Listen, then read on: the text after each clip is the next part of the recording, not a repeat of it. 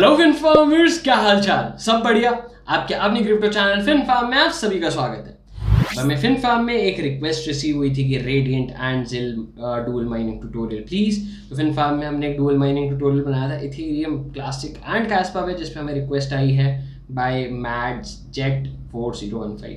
अगर मैं इस नाम को इकट्ठे प्रोनाउंस करूँ ना तो शायद से मैं अटक जाऊंगा। मैड्सजेट 4015। एनीवेज, तो हमारे पास ये रिक्वेस्ट आई है कि रेडिएंट एंड जिल की डुअल माइनिंग चाहिए।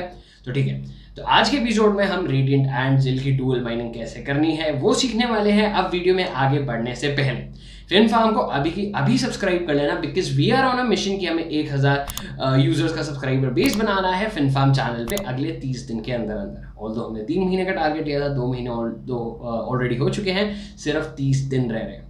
ठीक है, तो अब आगे बढ़ने से पहले फिन फार्म को अभी के अभी सब्सक्राइब कर देना। अब आपने फिन फार्म में जितने भी माइनिंग ट्यूटोरियल्स देखे होंगे, हमें माइनिंग ट्यूटोरियल्स में सिर्फ 2 ही चीज़ों की रिक्वायरमेंट होती है। आपको उस पर्टिकुलर क्रिप्टो करेंसी का वॉलेट चाहिए होगा एंड एक माइनिंग सॉफ्टवेयर। तो हम डुअल माइनिंग रेडिएंट एंड जिल की करने के लिए BZ माइनर यूज़ करने वाले हैं। लेटेस्ट वर्जन है 15.4.2 वीडियो बनाते हैं। एंड जिल जो है अभी $0.02 का ट्रेड हो रहा है बाइनेंस पे, एंड रेडिएंट जो है इसे 10 टाइम्स नीचे है, $0.0022 का ट्रेड हो रहा है कॉइनएक्स पे। अब मैं आपको एक चीज़ और बता देता हूँ कि जब आप जिल और रेडिएंट की डुअल माइनिंग कर रहे हो तो जिल की आप बेशक से किसी और भी क्रिप्टो करेंसी के साथ डुअल माइनिंग कर रहे हो, ट्रिपल माइनिंग कर रहे हो, जिल आपका साइमल्टेनियसली माइन नहीं होता। अब इससे मेरा क्या मतलब है, जब हमने इथेरियम क्लासिक और कैस्पा का ट्यूटोरियल बनाया था तो आपने एक चीज़ नोट करी होगी कि जो दोनों क्रिप्टो करेंसीज थी, हमारा ग्राफिक कार्ड साइमल्टेनियसली उस पर हैश रेट दे रहा था। इतनी हैश रेट वो कैस्पा पे दे रहा था, इतनी हैश रेट वो इथेरियम क्लासिक पे दे रहा था। बट जब आप जिल को किसी और पर्टिकुलर क्रिप्टो करेंसी के साथ माइन कर रहे हो तो आपके ये साइमल्टेनियसली वाला हैश रेट नहीं आता। BZ माइनर में वो हर घंटे सिर्फ 2 मिनट के लिए जिल को माइन करेगा, बाकी के 58 मिनट्स वो रेडिएंट को माइन करेगा। तो एक छोटी सी कैलकुलेशन कर लेते हैं कि ठीक है, अगर आपके वो 2 मिनट माइन कर रहा है एंड दिन में वो 24 घंटे माइन कर रहा है, तो पूरे दिन में वो जिल को सिर्फ और सिर्फ 48 मिनट्स के लिए माइन करेगा। एक पूरे 24 घंटे में वो आपको साइमल्टेनियसली हैश रेट नहीं देने वाला। तो ऑलमोस्ट आपके 23 घंटे और 12 मिनट वो सिर्फ और सिर्फ रेडिएंट को माइन करेगा, बाकी के 48 मिनट्स वो आपका जिल माइन करेगा। तो फिन फार्मर्स, सबसे पहले आपको इसको डाउनलोड करके एक्सट्रैक्ट कर लेना अपने विंडोज़ में। अगर आप क्रोम से कर रहे हो सकता है एज अ वायरस फ्लैग कर दे, तो आप इसको एज के थ्रू कर लेना है, फायरफॉक्स या ब्रेव ब्राउजर, इन तीनों में से किसी के भी थ्रू कर लेना, वहाँ से ज़्यादा चांसेस है कि हो जाएगा। अगर एज से भी नहीं हुआ तो डेफिनेटली आपका फायरफॉक्स से तो हो ही जाएगा।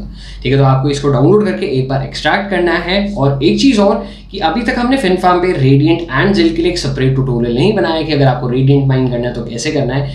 अगर आपको उस ट्यूटोरियल की भी रिक्वायरमेंट है तो हमें कमेंट सेक्शन में बताना मत भूलना। और एक स्पेशल अनाउंसमेंट और कि अगर आप डिस्क्रिप्शन में दी गई लिंक से बाइनेंस पे एंड कॉइनएक्स पे साइन अप करते हो तो आपको अप टू 20% ऑफ मिलेगा आपकी ट्रेडिंग फीस पे फॉर एवर। तो जो भी आप पैसे यहाँ पे ट्रेडिंग फीस में बचा रहे हो वो आप ही के प्रॉफिट्स में आ रहे हो। अब एक बार इसको एक्सट्रैक्ट कर लेना, फिर माइनिंग आगे कंटिन्यू करते हैं। फिन फार्मर्स, मैं ऑलरेडी BZ माइनर यहाँ पे एक्सट्रैक्ट कर चुका हूँ। ठीक है, तो BZ माइनर आप एक्सट्रैक्ट करोगे तो डेफिनेटली आपको बहुत सारी फाइल्स दिखाने वाला है। मैंने वो सारी फाइल्स डिलीट कर दी क्योंकि मुझे उनकी रिक्वायरमेंट नहीं थी। हमारा मेन फोकस क्या है, रेडिएंट एंड जिल की, तो मैंने उसके लिए एक सेपरेट फाइल बनाई है। एंड अगर आप भी अपनी स्पेस खाली करने के लिए बाकी फाइल्स डिलीट कर रहे हो, just make sure BZ minor config readme and readme CN, वैसे CN डिलीट भी कर दोगे, डजेंट मैटर, वो चाइनीज़ है, मैं इसको डिलीट ही कर देता हूँ। ठीक है, तो आपको ये 3 फाइल्स डिलीट नहीं करनी है, बाकी की फाइल्स आप बेशक से डिलीट कर सकते हो, क्योंकि बाकी की फाइल्स आपको कहीं ना कहीं खुद लिखनी भी पड़ेंगी। आपको रखना है या नहीं रखना है वो आपकी मर्जी है। मैं यहाँ पे डिलीट कर चुका हूँ। ठीक है, एंड जो भी मैंने अभी फाइल लिखी है वो आपको डिस्क्रिप्शन में मिल जाएगी एज इट इज़। आपको सिर्फ कॉपी पेस्ट करना है। अभी मैं टेक्स्ट डॉक्यूमेंट खोल के एक बार आपको चेक भी करवा देता हूँ। तो ये मैंने लिखी है अपनी फाइल। ठीक है, एंड आपको एज इट इज़ जब आप इसे सेव करोगे तो फाइल में आपको सेव एज जाना है एंड इसको .bat की तरह सेव करना है। तो यहाँ पे .bat एंड इसको ऑल फाइल्स कर देना, तो .bat की तरह सेव हो जाएगी। तो मैं इसको अभी .bat की तरह सेव नहीं कर रहा हूँ क्योंकि मैंने ऑलरेडी यहाँ पर इसको सेव कर रखा है। ठीक है, मैंने ऑलरेडी माइनिंग अपनी ऑन भी कर रखी है। अगर आप चेक करोगे तो मुझे, ठीक है, स्क्रीन रिकॉर्डिंग ऑन करी है तो मेरा यहाँ पे हैश रेट गिर गया है, 182 पर आ गया है। ये मुझे 200 प्लस का हैश रेट दे रहा था एंड अराउंड 80 वॉट्स। ठीक है, तो मेरी पावर कंजम्पशन भी थोड़ी सी इंक्रीज़ हो गई है 84 वॉट्स पे। ठीक है, 4-5 वॉट से इतना फ़र्क नहीं पड़ता है। बट 84 वोट्स हो गई है, 47 डिग्री मेरा टेम्परेचर है, फ़ैन मेरा 83 पे काम कर रहा है। एंड रेडियंट माइन करने के लिए जैसे अगर आप चेक करोगे तो 8 GB का ये ग्राफिक कार्ड है, तो फ्री में 7.94 दिखा रहा है एंड टोटल में भी 7.94 दिखा रहा है। क्योंकि जब आप रेडियंट या फिर जिल माइन कर रहे हो तो आपकी कोई ग्राफिक कार्ड में स्पेस एलोकेट नहीं करता है। जैसे अभी थेरियम क्लासिक माइन कर रहे थे तो एक स्पेस एलोकेट कर लेता है कि जी इतनी स्पेस रिजर्व्ड है, तो रेडियंट में ऐसा कोई सीन है नहीं। तो ठीक है, हमने एक शेयर भी फाउंड कर लिया है। तो मुझे माइनिंग ऑन करे हुए करीबन 10 मिनट हो चुके हैं, ठीक है। एंड मैं बता देता हूँ कौन कौन से पूल्स यूज़ करने वाले हैं माइनिंग करने के लिए, क्योंकि सोलो माइनिंग डेफिनेटली एक ग्राफिक कार्ड से करने का कोई सेंस बनता नहीं है, ठीक है। तो हम जिल माइनिंग के लिए हम यहाँ पे क्रेजी पूल यूज़ करने वाले हैं। अब क्रेजी पूल मुझे अच्छा लगा क्योंकि इसका PPLNS सिस्टम है। वैसे टॉप पूल का भी यही था, बट मैं यहाँ पर ये वाला पूल इसलिए कर रहा हूँ यूज़ क्योंकि वहाँ पे कहीं ना सबसे ज़्यादा हैश रेट इकट्ठा हो रहा था। एंड आप क्रिप्टो करेंसीज माइन कर रहे हो तो डिसेंट्रलाइजेशन को प्रमोट करना चाहिए, राइट।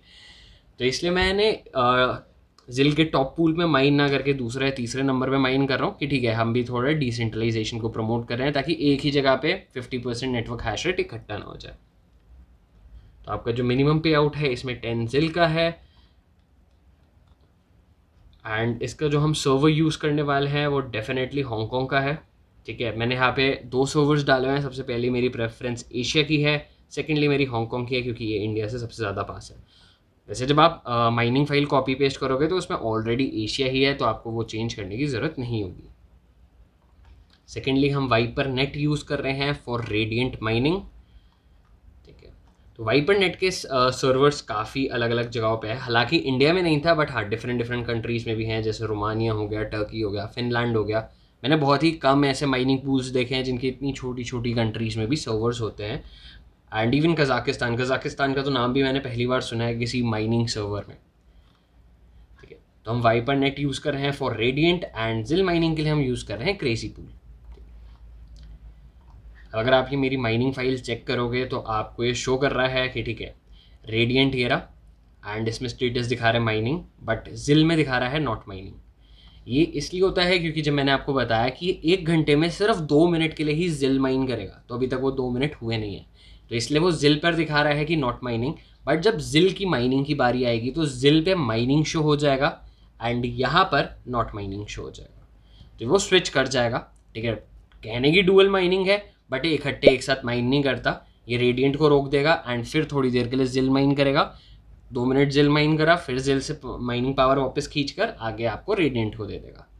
सिंस ये रेडियंट माइन कर रहा है, अभी जिल पे इसकी माइनिंग ऑन नहीं हुआ है, तो हम रेडियंट पूल पे जाके अगर अपना एड्रेस सर्च करें तो हमें स्टैट्स भी दिखा देगा हमारे वर्कर के, ठीक है। तो एफर्ट 121%, ठीक है। तो अभी मेरी ये करंट हैश रेट नहीं गिन रहा, ठीक है। इसने मेरी पुरानी हैश रेट उठा ली है, स्क्रीन रिकॉर्डिंग ऑन करने से पहले मुझे 257 की आ रही थी, ठीक है। एंड उसमें मुझे दिखा रहा है मैं एक दिन पे 34 रेडियंट माइन करूँगा जिसकी एस्टिमेटेड कॉस्ट है $0.08, ठीक है। डेफिनेटली अगर मैं यहाँ पर बात करूँ तो $0.08 कहीं दूर दूर तक प्रॉफिटेबल नहीं है, क्योंकि इससे ज़्यादा की मेरी इलेक्ट्रिसिटी कंज्यूम हो रही होगी रेडियंट पे। इस पर्टिकुलर मॉडल के लिए, ठीक है, रेडियंट प्रॉफिटेबल नहीं है, बट एनवीडिया के काफ़ी मॉडल्स हैं जिस पे रेडियंट प्रॉफिटेबल है। मतलब ठीक है, AMD पे मैंने रेडियंट की एल्गोरिदम इतनी नहीं देखी है। यहाँ पे हालांकि मेरे सिस्टम में एनवीडिया एंड AMD के दोनों ग्राफिक कार्ड्स हैं, बट मैंने एनवीडिया का डिसेबल कर रखा है। मुझे काफ़ी ऊपर जाना पड़ेगा, अगर ये शो करता है तो ठीक है। तो GPU 7 डिसेबल्ड यहाँ पर इसने दिखा दिया, ठीक है। तो GPU 7.0 मेरा एनवीडिया का था, तो जो मैंने डिसेबल कर रखा है कि मुझे अभी सिर्फ AMD से टेस्टिंग करनी है, मुझे एनवीडिया से टेस्टिंग नहीं करनी है, ठीक है। तो इसने शेयर्स काफ़ी ढूंढ लिए, ठीक है। तो ये मुझे अपना ठीक है, इसने मेरा एस्टिमेट ड्रॉप कर दिया क्योंकि मैंने स्क्रीन रिकॉर्डिंग ऑन करी थी, मेरी हैश रेट ड्रॉप हो गई थी, तो इसने 175 कर दिया यहाँ पे।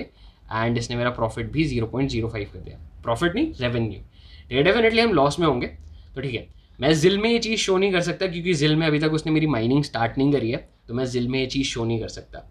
बट हाँ, फिन फार्मर्स, मैंने इस ट्यूटोरियल में रेडियंट का आपको वॉलेट एड्रेस कैसे बनाना है या फिर जिल का वॉलेट एड्रेस कैसे बनाना है वो सब कवर नहीं करा है, क्योंकि अगर ये सेपरेट माइनिंग ट्यूटोरियल्स होते तो ये कवर करना ज़्यादा ईजी रहता, क्योंकि अगर हम डुअल माइनिंग कर रहे हैं तो ये ट्यूटोरियल काफ़ी लंबा बन जाएगा, जो कि हम नहीं चाहते। अगर आपको सेपरेट माइनिंग ट्यूटोरियल चाहिए होगा जिल एंड रेडियंट पे, तो हमें कॉमेंट सेक्शन में बताना मत भूलना, ठीक है। तो इसने वापस से एक बार अपने आप को रिफ्रेश किया एंड इसने मेरी हैश रेट पहले 7.3 दिखा रहा था, अब 7.5 कर दिया। अच्छा ठीक है, तो ऑटो अपडेटिंग पे है तो हर 1 मिनट में अपडेट होता रहता है, ठीक है, मैंने ये चीज़ पहले ध्यान नहीं दी थी। फिन फार्मर्स, मेरे लिए रेडिएंट एंड जिल की डुअल माइनिंग बिल्कुल भी प्रॉफिटेबल नहीं है। उसका सिर्फ एक ही रीज़न है कि मैं AMD का ग्राफिक कार्ड यूज़ कर रहा हूँ। अगर आप NVIDIA के ग्राफिक कार्ड पे माइनिंग कर रहे हो, पुरानी जनरेशन नहीं, नई जनरेशन जो उसकी 40 सीरीज़ है एंड 30 सीरीज़ है, 3050 की मैं बात नहीं कर रहा, 3050 इतना अच्छा नहीं है माइनिंग के लिए। इवन 3060, 3070, 3080, 3090 या फिर 40 सीरीज़ आप यूज़ कर रहे हो तो रेडिएंट एंड जिल की डुअल माइनिंग आपके लिए प्रॉफिटेबल हो सकती है।